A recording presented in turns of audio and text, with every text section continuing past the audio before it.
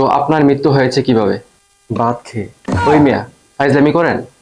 ভাত খেয়ে কখনো কোনো মানুষের মৃত্যু হয়? না, আমি সত্যি বলছি, ভাত খেয়েই আমার মৃত্যু হয়েছে। আচ্ছা, ভাত খেয়ে কিভাবে মৃত্যু হয়েছে শুনি।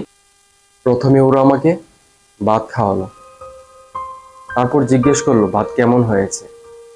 আমি বললাম আলহামদুলিল্লাহ, খাবার অনেক ভালো হয়েছে।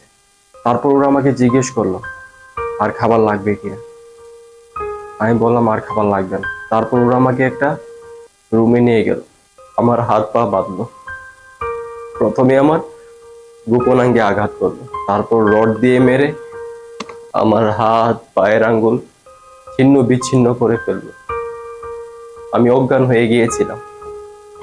তারপর আমার মুখে পানি ছিটিয়ে আবার হুঁশ ফিরালো।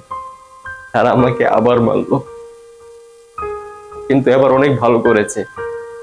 ফাইনালি আমি আমার বাবা মা ভাইয়ের সঙ্গে দেখা করতে পারবো।